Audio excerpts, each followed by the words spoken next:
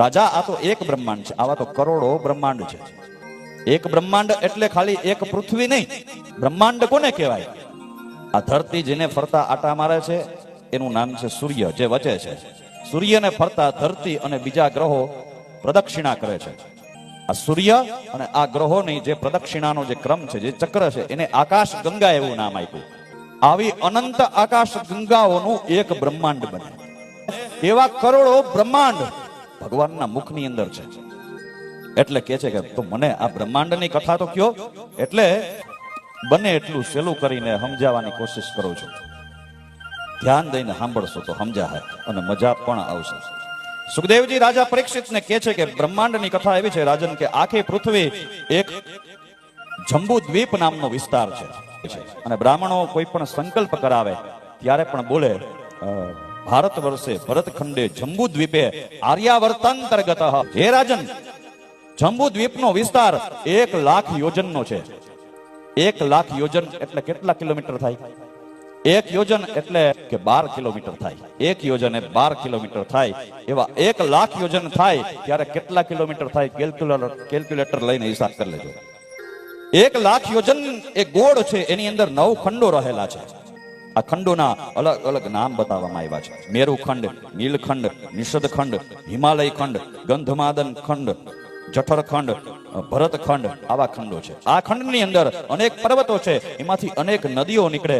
નદીઓના નામ છે ગંગા, ભગવતપદી, જાહ્નવી, ભાગીરથી, સીતા, અલકનંદા, ભદ્રા, કૃતમાલા, કાવેરી, સરસ્વતી, તૃંગભદ્રા, ગોદાવરી, તાપી, રેવા, નર્મદા, ચરમણવતી, સિંધુ, કૌશિકી, યમુના, સરસ્વતી અને ગોમતી. સરયુ, ચંદ્રભાગા, સતાયુ, સોણ અને સત્યવતી. આવી તો અસંખ્ય નદીઓ આ પર્વતોમાંથી નીકળે. 7 પ્રકારના દરિયા છે ધરતી ઉપર. પ્લક્ષ નામનો દ્વીપ ખારા પાણીના સમુદ્રથી વીંટાયેલો છે. સાલ્મલ નામનો દ્વીપ મદિરા જેવા સમુદ્રથી વીંટાયેલો છે. કુશ નામનો દ્વીપ ઘી જેવા સમુદ્રથી વીંટાયેલો છે. ક્રોંચ નામનો દ્વીપ દૂધ જેવા સમુદ્રથી વીંટાયેલો છે. શાક નામનો દ્વીપ દહીં જેવા સમુદ્રથી વીંટાયેલો છે. પુષ્કર નામનો દ્વીપ મીઠા પાણીના સમુદ્રથી ઘેરાયેલો છે. આ તો ધરતીની વાત કરી. હવે ધરતીની બહાર જે ગ્રહો છે એનું વર્ણન કર્યું. તો કે પેલો ગ્રહ સૂર્ય છે. રાજા, ખગોળ અને ભૂગોળની વચ્ચે અંતરિક્ષ આવેલું છે. અંતરિક્ષમાં સૂર્ય નામનો ગ્રહ રહેલો છે. આ સૂર્ય પોતાના કિરણોથી 3 લોકમાં પ્રકાશ ફેલાવે છે. સમય અનુસાર આ સૂર્યના 2 ભાગ આવે, ઉત્તરાયણ અને દક્ષિણાયન. ઉત્તરાયણ થી દક્ષિણાયનમાં જ્યારે સૂર્ય જાય ને ત્યારે દિવસ લાંબો હોય, અને દક્ષિણાયનમાંથી ઉત્તરાયણમાં સૂર્ય જાય ત્યારે રાત લાંબી હોય છે. સૂર્ય કાયમને માટે 9 કરોડ અને 51 લાખ યોજનનો વિસ્તાર ઓળંગી અને આખી ધરતીને પ્રકાશ આપે છે. સૂર્યથી 12 લાખ કિલોમીટર છેટો ચંદ્ર નામનો ગ્રહ રહેલો છે. સૂર્ય કરતા ચંદ્રની ગતિ એકદમ ઉતાવળી છે. ચંદ્ર એ મનનો કારક ગ્રહ છે. જેનું મન નબળું હોય એનો ચંદ્ર નબળો હોય. જેનું મન મજબૂત હોય એનો ચંદ્ર નામનો ગ્રહ એકદમ મજબૂત હોય. મનથી જે માણસ હાર માની લે એની જન્મ કુંડલી જોવો એટલે એનો ચંદ્ર નબળા સ્થાનમાં પડ્યો હોય. અને મનથી કોઈ દી હારે નહીં. ગમે એવી વિકટ પરિસ્થિતિ આવે, મનથી કોઈ દી જે વ્યક્તિ હાર ન માને એનો ચંદ્ર નામનો ગ્રહ જન્મ કુંડલીમાં બળવાન હોય છે. ચંદ્રની ઉપર 60 લાખ કિલોમીટર છેટો શુક્ર નામનો ગ્રહ રહેલો છે. આ શુક્ર એ શક્તિ, સંતાન, પ્રભાવ અને મોજ શોખનો કારક ગ્રહ છે. જે માણસ શક્તિશાળી હોય, જેને દરેક પ્રકારના શોખ હોય, જેને સંતાનો સારા થયા હોય એનો શુક્ર બળવાન હોય. આનું વિપરીત કરી નાખો. જેનામાં શારીરિક શક્તિ નથી, જેને કોઈ પણ જાતનો શોખ નથી, જેને સંતાનો નથી થતા, એનો શુક્ર નબળો હોય. શુક્ર એ કલા એટલે આર્ટનો કારક ગ્રહ છે. જે વ્યક્તિની અંદર કોઈ પણ જાતની કલા હોય એનો શુક્ર બળવાન હોય. ચિત્રકલા, સંગીત કલા, નૃત્ય કલા, અભિનયની કલા, આ બધાયનો કારક, આ બધાયનો રાજા શુક્ર છે. શુક્રની ઉપર 24 લાખ કિલોમીટર છેટો બુધ નામનો ગ્રહ આવેલો છે. આ બુધ એ વિદ્યાનો કારક ગ્રહ છે. તમારું બાળક, તમારું સંતાન ભણવા ગણવામાં હોશિયાર હોય, એકદમ સમજવાનું, આનો બુધ બળવાન છે. અને ગમે એટલા ટ્યુશન રાખો, નાપાસ થઈને આવે, સમજવાનું બુધ નબળો છે.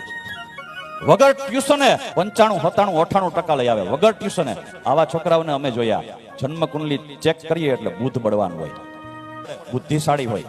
બુધથી 24 લાખ કિલોમીટર છેટો મંગળ નામનો ગ્રહ આવેલો છે. આ મંગળ લોહી અને માંગલિક કાર્યનો કારક ગ્રહ છે. મંગળ એ ભૂમિનો પુત્ર છે. જે માણસને જમીન મકાનનું સુખ સારામાં સારું હોય એની જન્મકુંડલીમાં મંગળ બળવાન હોય. જમીન મકાન લે વેચનું કામ હારામાં હારું હાલતું હોય એનું મંગળ બળવાન હોય. આનાથી વિપરીત જે માણસને પોતાના જીવનમાં કોઈ દી ઘરનું ઘર ન થાય સમજવાનું એનું મંગળ નબળો છે. લોહીના રોગ કરાવે, ચામડીના રોગ કરાવે. મંગળથી 24 લાખ કિલોમીટર છેટો ગુરુ નામનો ગ્રહ આવેલો છે. આ ગુરુ એ વ્યવસાયનો કારક ગ્રહ છે. વ્યવસાય એટલે ધંધો, નોકરી, બિઝનેસ. કોઈ પણ ધંધો કરો, કોઈ પણ નોકરી કરો, કોઈ પણ વ્યવસાય કરો, ફાયદો જ થાય. અનુભવ ન હોય તોય ફાયદો થાય. સમજવાનું ગુરુ નામનો ગ્રહ બળવાન છે. અનુભવ હોય, બાપ દાદાના વારસાઈમાં ધંધો મળ્યો હોય, પૂરેપૂરો અનુભવ હોય, છતાંય નુકસાની જાતી હોય, સમજવાનો ગુરુ નામનો ગ્રહ નબળો છે. ગુરુથી 24 લાખ કિલોમીટર છેટો શનિ નામનો ગ્રહ આવેલો છે. આ સૂર્યનો દીકરો છે. કર્મ અનુસાર માણસને ફળ આપે એટલે આનું નામ કર્મ ફળ દાતા રાખવામાં આવ્યું. શનિનું નામ સાંભળે તો માણસને બીક લાગવા માંડે. એમાંય પનોતીનું નામ સાંભળે તો વધારે બીક લાગે. દરેકના જીવનમાં એકવાર 7.5 વર્ષની પનોતી આવે અને આવે. આખા જીવનમાં જે કઈ સારા કે ખરાબ કર્મ કર્યા એનું ફળ આ પનોતીના પિરિયડમાં, પનોતીના સમયમાં ભોગવવું પડે. આ શનિથી 1,32 લાખ કિલોમીટર છેટા સપ્તર્ષિઓનો તારો છે, જેને આપણે દેશી ભાષામાં 7 ભાઈઓ કહીએ. 7 ભાઈઓ તારો, 7 તારાનો એક સમૂહ છે આકાશમાં, જેને સપ્તર્ષિ કહેવામાં આવ્યા. આ સપ્તર્ષિઓ ધ્રુવના તારાની પ્રદક્ષિણા કરે છે. આ સપ્તર્ષિઓથી આગળ ધ્રુવ નામનો તારો છે, જે ધ્રુવની તમે મેં કથા સાંભળી. ભગવાને એને આકાશમાં તારો બનાવ્યો. આ ધ્રુવનો તારો જેને ભગવાને અવિચળ પદ આપેલું. આ ઉપરના લોકનું ગ્રહોનું વર્ણન હવે નીચેના લોકનું વર્ણન કરે છે. સૂર્યની નીચે 10,000 યોજનમાં રાહુ નામનો ગ્રહ રહેલો છે, જે સિંહિકાનો પુત્ર હોવાથી અધમ અને અસુર હતો. છતાં અમૃત પી લીધું, અમરપણું પ્રાપ્ત થયું, એટલે ભગવાને આને ગ્રહ બનાવ્યો. આ રાહુના જન્મ અને કર્મની કથા અન્ય પુરાણોમાં છે. આ રાહુ એ તંત્ર વિદ્યા, વશીકરણ, કુબુદ્ધિ, નબળા વિચારો આનો કારક ગ્રહ બતાવ્યો. રાહુ છે એ સૂર્ય અને ચંદ્રનો દુશ્મન બતાવ્યો. પૂનમના દિવસે ચંદ્ર અને અમાસના દિવસે સૂર્યને ઢાંકી રાહુ એની સામે યુદ્ધ કરવા માટે જાય છે. જેટલો સમય રાહુ સૂર્ય અને ચંદ્રની સામે રહે એ સમયને સૂર્ય ગ્રહણ અને ચંદ્ર ગ્રહણ કહેવામાં આવે છે. આ રાહુની નીચે 10,000 યોજને અંતરિક્ષ નામનો લોક આવેલો છે, જેની અંદર સિદ્ધો, ચારણો, વિદ્યાધરો, પિશાચો, ભૂત અને પ્રેત રહે છે. અંતરિક્ષના 100 યોજન નીચે રાજન આપણી આ પૃથ્વી આવેલી છે, જેને મૃત્યુ લોક કહેવાય છે. આ પૃથ્વીની નીચે 7 પ્રકારના પાતાળ રહેલા છે, જ્યાં સૂર્યનો પ્રકાશ નથી પહોંચતો. તો રાજા કહે છે કે સૂર્યનો પ્રકાશ પાતાળમાં ન જાય તો અહીંયા પ્રકાશ કોણ આપે છે? એટલે સુખદેવજી મહારાજ કહેવા લાગ્યા છે કે પાતાળની અંદર અસંખ્ય નાગો રહે છે. એ નાગના મસ્તક ઉપર મણીઓ છે. એ મણી દ્વારા પાતાળ લોકની અંદર પ્રકાશ ફેલાય છે. અને પાતાળમાં રહેવા વાળા જેટલા જીવ છે એનું કોઈ દિવસ મૃત્યુ નથી થતું. એક જ ભગવાન વિષ્ણુ ભગવાન એવા છે જેના ચક્રથી જ પાતાળમાં રહેવા વાળા જીવ મરી શકે. પેલું અતલ નામનું પાતાળ છે, જેમાં મય દાનવનો પુત્ર બલ રહે છે, જ્યાં 96 પ્રકારની પ્રજા એની રાખેલી છે. બીજું વિતલ નામનું પાતાળ છે, જેમાં ભગવાન હાટકેશ્વર પોતાના દૂતની હારે રહે છે. મહાદેવ અને પાર્વતીના વીર્યમાંથી આ વિતલ નામના પાતાળમાં એક હાટકી નામની નદી વહે છે. એ નદીના જલને અગ્નિનારાયણ પી જાય છે, અને એ પાણી પીને અગ્નિનારાયણ એને થૂકી નાખે છે, અને થૂકવાથી એમાંથી એક ધાતુ બને છે, જેને હાટક એટલે સુવર્ણ કહેવામાં આવે છે. તમે ને હું જે દાગીના પહેરીએ છીએ સોનાના, અને આપણે એવું સાંભળ્યું એની ખાણો છે ધરતીમાં, એ ક્યાં છે? તો કે વિતલ નામના પાતાળમાં. સંસ્કૃતમાં સોનાને હાટક કહેવામાં આવ્યું. ભગવાન હાટકેશ્વર મહાદેવ વિતલ નામના પાતાળમાં પોતાનું રાજ્ય કરે છે. એની નીચે સુતલ નામનું પાતાળ, જ્યાં વિરોચનનો પુત્ર બલિ રહે છે. ભગવાને જેને પાતાળમાં મોકલો. તલાતલ નામનું પાતાળ એની નીચે છે, જ્યાં મહીદાનવ પોતે રહે છે. માયાવી પુરુષોનો આચાર્ય છે. સ્વયં મહાદેવ મહીદાનવની રક્ષા કરે છે, અને આ સુદર્શન ચક્રથી પણ ડરતો નથી એવો ભયંકર રાક્ષસ છે. તલાતલની નીચે મહાતળ આવેલું છે. અહીંયા કદ્રુના પુત્રો જે સર્પ કહેવાય છે, આ નાગનો સમુદાય અનેક મણીઓ સાથે આ મહાતલ નામના પાતાળમાં રહે છે. એની નીચે રસાતલ નામનું પાતાળ છે, જ્યાં નિવાત કવચ કાલેય નામના 2 અસુરો રહે છે, જે જન્મથી દેવતાઓના શત્રુ છે, પણ સુદર્શન ચક્રના લીધે આ ત્યાં છુપાઈને રહે છે. અને સૌથી નીચે પાતાળ આવેલું છે, જ્યાં નાગો રહે છે અને નાગોને 5 કે 7 કે 10,000 મસ્તકો છે અને દરેક મસ્તક ઉપર એક એક મણિ છે. આ મણિના પ્રકાશથી પાતાળના અંધકારનો નાશ થઈ જાય છે અને ત્યાં સૂર્ય કરતા પણ હજારો ગણો પ્રકાશ પાતાળમાં આ મણિઓ આપે છે. આ 7 પાતાળની નીચે ભગવાન શેષનાગ બિરાજમાન છે. 7 પાતાળની 30,000 યોજનના અંતરે ભગવાન શેષનાગ છે. એના મસ્તક ઉપર આખું ભૂમંડળ આખું પૃથ્વી રહેલી છે. સુખદેવજી મહારાજ કે છે આ પૃથ્વી લોકની દક્ષિણ દિશામાં સમુદ્રની નીચે એક નરક લોક આવેલો છે અને એ નરક લોકના 21 પ્રકારના વિભાગ છે. જેવું કર્મ હોય એવા નરકમાં જીવને જવું પડે. પારકું ધન, સ્ત્રી અને સંતાનનું હરણ કરનાર તામશ્રી નામના નરકમાં જાય. છેતરપિંડી કરનાર અંધતામશ્રી નામના નરકમાં જાય. જે માત્ર પોતાના ભરણ પોષણ માટે જીવે એ રેવત નામના નરકમાં જાય. જે મનુષ્ય જીવ હિંસા કરી માંસ ભક્ષણ કરે કુંભીપાક નામના નરકમાં જાય. માતા પિતા ગુરુ બ્રાહ્મણનો દ્રોહ કરે, એનું અપમાન કરે, એને ન બોલવાના વચન બોલે કાલસૂત્ર નામના નરકમાં જાય. પોતાના ધર્મનો ત્યાગ કરી દીધો હોય આવા માણસને પાખંડી કહેવાય. આવો જીવ અસીપત્ર નામના નરકમાં જાય. નિર્દોષને સજા કરે, નિર્દોષને મારે, સીધા સાદા માણસ ઉપર અત્યાચાર કરે, એને હેરાન કરે, આવો વ્યક્તિ શુકરમુખ નામના નરકમાં જાય. જે મનુષ્ય 5 યજ્ઞ નથી કરતો કાયમને માટે, અગાઉ વાત થઈ ગઈ 5 પ્રકારના પાપ થાય તમારા મારા ઘરમાં. કચરો વાળવાથી, પાણી ગાળવાથી, રસોઈ બનાવવાથી, અનાજ દળવાથી, એના નિવારણ માટે 5 યજ્ઞ કરવા જોઈએ. એ 5 યજ્ઞ જે નથી કરતો એ કૃમિ ભોજન નામના નરકમાં જાય.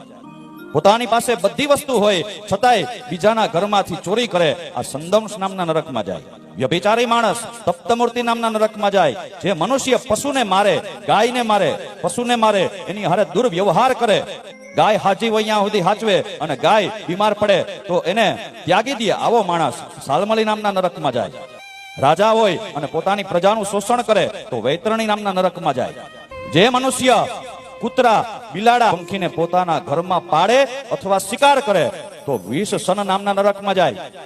એનો પણ અધિકાર છે મુક્ત રહીને વિહરવાનો. એને કેદ કરો, તમે એને પાડો, એને પાંજરામાં પૂરો, પાપમાં પડો, નરકમાં જવું પડે. જે બીજાની સ્ત્રી સાથે સંભોગ કરે બાલા ભક્ષ નામના નરકમાં પડે. ચોરી કરે, આગ લગાડે, લૂંટફાટ કરે, બીજાને ઝેર આપીને મારે, નરકમાં પડે.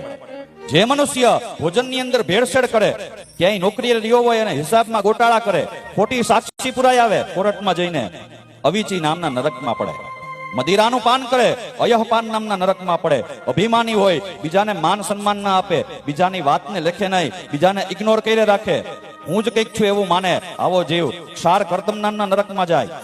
જે માણસ નિરપરાધીને દંડ આપે, જેને કોઈ અપરાધ નથી કર્યો છતાં એને દંડ આપે, એવો માણસ શૂલપ્રોત નામના નરકમાં જાય. જે માણસ લોભી છે, કંજૂસ છે, આવો વ્યક્તિ સૂચિમુખ નામના નરકમાં જાય. આ તો સૂક્ષ્મ નરકની વાત કરી રાજન. આ પ્રકારના હજારો નરકો અને હજારો યમલોક છે. જે દિવસે અસત્ય બોલાયા મુખમાંથી એ દિવસે ઉપવાસ કરી લેવો. જે દિવસે પાપ થાય એ દિવસે માળા વધારે ફેરવવી, પાપ ધોવાય. હે રાજન, આખા બ્રહ્માંડનું વર્ણન સંભળાવ્યું. આ ભગવાનનું જ રૂપ છે. જે જીવ આ ચરિત્રની કથા સાંભળશે એ પરમાત્માને પણ ઓળખી લેશે. રાજન, મેં તને પૃથ્વી, દ્વીપ, ખંડ, નદી, પર્વત, આકાશ, સમુદ્ર, પાતાળ, દિશાઓ, નક્ષત્રો, નરકોની રચના સંભળાવી. આ બધું ઈશ્વરનું જ રૂપ છે. પાપથી બચવું હોય તો ભગવાનની ભક્તિ, ભગવત પ્રાપ્તિ જ માણસને પાપથી બચાવી શકશે.